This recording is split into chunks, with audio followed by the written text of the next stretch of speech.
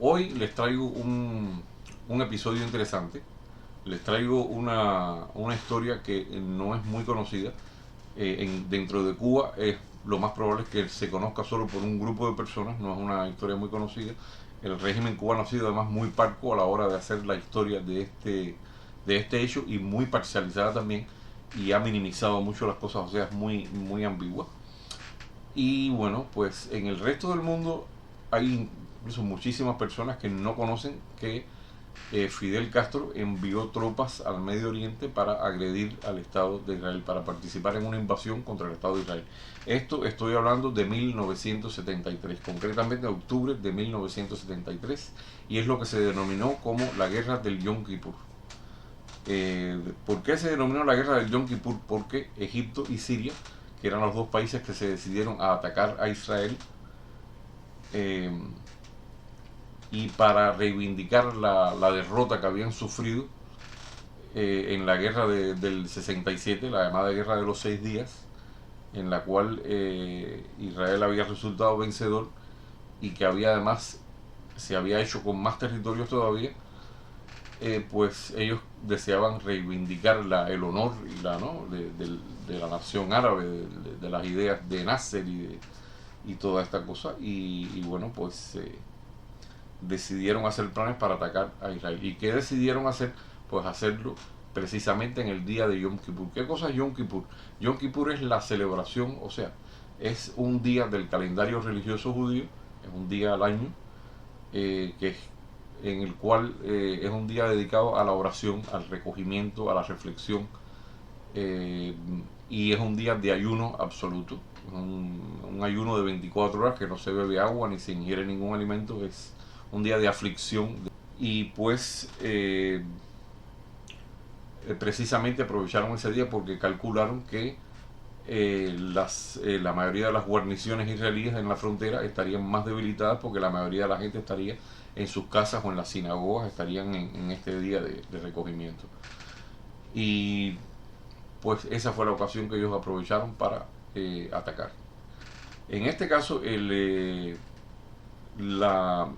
gobierno israelí, tanto el gobierno israelí como la inteligencia israelí, falló al dejarse engañar por las maniobras que empezó a hacer el ejército egipcio. Egipto desarrolló una maniobra de diversión muy inteligente. Eh, Israel también contaba con que Egipto no se iba a lanzar al ataque hasta que no tuviera los nuevos MiG-23 suministrados por la Unión Soviética. Pero sin embargo la Unión Soviética ya les había suministrado otro tipo de armamento, les había suministrado las nuevas baterías de cohetes SAM, que son cohetes antiaéreos, eh, unos cohetes muy efectivos contra la aviación. Y al mismo tiempo la Unión Soviética le había suministrado ese mismo arsenal de cohetes también a Siria. Entonces Siria por el norte y Egipto por el sur decidieron atacar a Israel en este día del Yom Kippur. Y al Israel estar desprevenido, no haber actuado con suficiente juicio, digamos, no supieron ver señales de alarma donde en realidad las había, y desestimaron ciertos informes de inteligencia y se confiaron, porque la guerra del 67 había sido una victoria tan contundente en solo 6 días, eh, que el pueblo de Israel enteramente estaba confiado, y los dirigentes también llegaron a confiarse. Y esto fue, bueno, fatal. En el exceso de confianza está el peligro. Y entonces esta gente aprovechó para hacer todo este plan para invadir el día de Yom Kippur. ¿Cuál es la parte de la historia que ustedes quizás no sepan? Que Cuba, o sea, la Cuba castrista, la Cuba de Fidel Castro, estuvo presente en este conflicto, y que es posiblemente la única, no sé, la única vez que tropas cubanas, o sea, tropas mercenarias cubanas, porque eran tropas mercenarias para Capoeira, ellos le llaman tropas internacionalistas porque toda esta gente lo cambian todo a su conveniencia, y fue un acto de guerra no declarada, o sea, Cuba no le declaró la guerra a Israel, sino que prestó sus tropas para una guerra de agresión, una guerra que tenía el objetivo de exterminar al pueblo israelí, de echarlos al mar. No era tanto una guerra por recuperar las alturas de Golán ni nada de esto. Y bien, vamos a referirnos más a la parte de Siria, a la parte de las alturas del Golán, porque bueno, la parte de Egipto no es la que nos ocupa tanto, aunque había cubanos también, pero no como ocurrió con Siria, que Fidel Castro envió una brigada de tanques, casi una brigada de tanques, enviaron un grupo de artillería, enviaron pilotos de helicópteros, enviaron alguna gente de comunicaciones, otros tropas con otras especialidades, y también muchísimos oficiales de inteligencia, ¿no? De contrainteligencia. Pues toda esa gente fue enviada desde Cuba en 1963. Fue Fidel Castro, como siempre, lo planeó todo como él hacía. Él, como era una guerra clandestina, una guerra no declarada, pues lo que hicieron fue preparar a todas estas tropas cubanas, a las cuales se les hizo un seguimiento por parte de la contrainteligencia muy intenso, se les verificó todo para ver si eran las personas idóneas para enviar ahí. Y en esto participó la unidad militar de 1688, que pertenecía a la 1011, la que está en Managua, que es esa que tiene el cartel que dice los tanques son el puño de acero de la FARC, todo eso. Esa unidad, que era la división de Senén Casa Regueiro, que era el que dirigía eso. Y bueno, como jefe de la misión enviaron a el general muy conocido, Leopoldo Sintra Frías, que conocido como Polito. Y bueno, pues esta gente, como salieron de Cuba, salieron vestidos de civil con pasaportes que los identificaban como estudiantes universitarios con distintas especialidades. Era todo falso, era una mascarada. Y entonces hicieron unos cuantos vuelos distanciados lo suficiente como para que no levantar sospechas, como si fueran vuelos comerciales. Y toda esta gente, todas estas tropas fueron vestidos de civil y con destino a Alemania Oriental fundamentalmente. Y de Alemania Oriental hicieron una escala técnica y entonces ya desde allí volaron a Siria. Cuando llegaron a Siria, ya los soviéticos tenían preparado ahí toda la técnica de combate, muchas eran nuevas, eran tanques T-62, los últimos que habían sacado, los cañones, y por supuesto tenían toda la artillería esta de cohetes SAM, que constituían una barrera tremenda contra la aviación. Pues bueno, ahí estaban los cubanos también. Se calcula que hay datos que dicen que 1800 cubanos, hay otros que dicen 2000, pero se dice que llegaron a haber incluso casi 4000 cubanos presentes en Siria durante la agresión contra Israel en 1973. El caso es que bueno, se produce esta invasión, al producirse, al lograr la sorpresa, pues esta invasión costó muchísimas vidas israelíes, mucha pérdida de vidas humanas y de equipamiento. Hasta poblaciones civiles recibieron fuego también.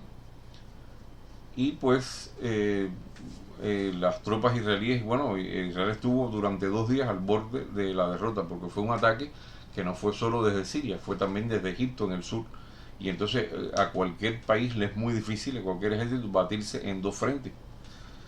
Y este fue el caso. Y entonces, bueno, como Siria contaba con Egipto y viceversa, pues los egipcios avanzaron muchísimo, alrededor de 15 kilómetros dentro del Sinaí. Y bueno, los tanques sirios avanzaron también dentro de territorio israelí y empezaron a entrar dentro del Golán. Y bueno, para no cansarlos, ya por supuesto, los israelíes se dieron cuenta de que la puntería de la artillería siria era mucho mejor de lo habitual, porque estaban acostumbrados a combatir con ellos de otras veces. Y se dieron cuenta de que ahí había otro elemento que hacía que esa puntería fuera tan buena y que hubiera cierto nivel de estrategia que se veía que había mejorado. Y era que ahí estaba también las tropas cubanas también, que estaban también a cargo de artillería. Y bueno, el gobierno cubano ha tratado de sostener la tesis de que los cubanos llegaron ahí cuando ya la guerra estaba terminada y que por lo tanto no entraron en combate, lo cual no es cierto. Según fuentes israelíes, se sabe que los cubanos sí participaron en combates y se sabe que además permanecieron más tiempo del que se dice y estuvieron alrededor de 1 año, porque hasta bien entrado el año 74 estaban los cubanos todavía dentro en Siria. Pues las tropas israelíes perdieron muchísimas vidas, muchísimo equipamiento y no podían atravesar las barreras de cohetes antiaéreos de SAM que habían puesto los soviéticos ahí. No se sabe bien si eran manejados por soviéticos, que no lo creo. Los soviéticos que habían en Siria eran asesores nada más, o si había cubanos o sirios manejando, se presume que eran de los dos. Y bueno, no había manera de pasar por ahí sin perder el avión. Y finalmente, bueno, el ejército israelí tiene una particularidad que no tienen los otros ejércitos, quizá a lo mejor, que tiene mucha flexibilidad y no depende de una cadena de mando rígida. O sea que si el general que está en tal lado dice una cosa, es lo que hay que hacer, no. Las tropas israelíes tienen sus propios jefes de pelotones de compañía, y ellos en el momento crítico tienen que tomar individualmente las decisiones, porque son los que están en el campo de batalla. Y esto les dio también mucha flexibilidad, aparte de que lucharon con mucha bravura. Y hubo casos de un solo tanque que batió 10 tanques enemigos. Y estamos hablando de tanques rusos nuevos, T-62, y los israelíes lo que tenían eran algunos M-60 muy viejos y tanques estos, los Sherman. Y bueno, pues era una guerra muy desigual. El segundo día era muy duro, el tercero todavía era muy difícil la situación, y solamente el cuarto día, cuando ya empezaron a llegar las reservas, entonces fue que la situación se estabilizó y los israelíes pasaron al contraataque. Y respecto a las baterías SAM, los israelíes lo que hicieron fue adoptar la estrategia de vuelos muy rasantes, casi pegados a la tierra, dando la vuelta por territorio libanés y por territorio jordano, y bombardearon todas esas baterías de cohetes SAM con napalm. O sea que toda la gente que estaba ahí, por supuesto, murió. Por eso que es muy raro también cuando el régimen cubano no reconoce bajas en ese conflicto, y no reconoce, por supuesto, la derrota, porque fue indudablemente una derrota que costó muchas vidas del lado israelí, es cierto, pero fue una derrota, porque los israelíes no solo frenaron la agresión, frenaron el avance egipcio y el avance sirio, sino que contraatacaron, y a la semana siguiente ya estaban casi a las puertas de Damasco, de la capital de Siria. Estaban a 40 kilómetros nada más de Damasco, y ya empezaron a bombardear las afueras de Damasco con artillería de largo alcance.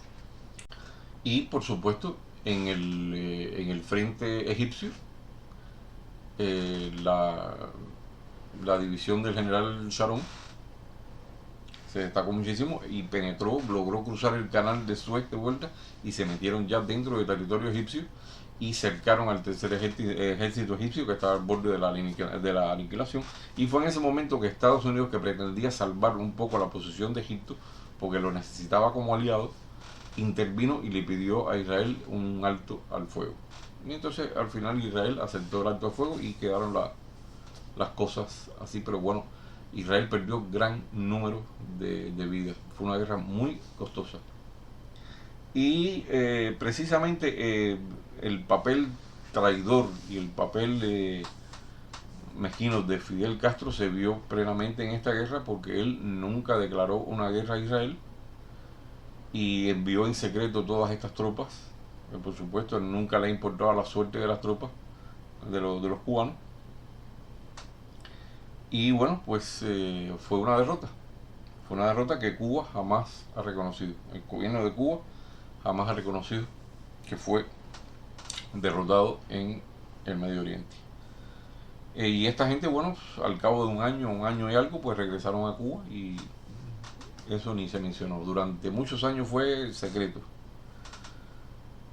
Y bueno, pues es una muestra más de la hipocresía del régimen castrista, de todo el daño que ha podido hacer alrededor de todo el globo.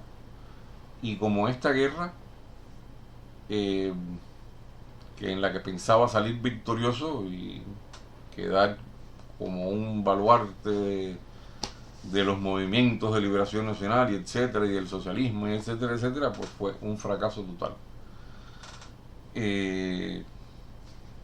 Ellos dicen, bueno, misión cumplida, etcétera, que la misión cumplida exitosamente, pero en realidad eso no es ninguna victoria, porque Siria no recuperó los Altos del Golán, y al contrario, estuvieron a punto de caer.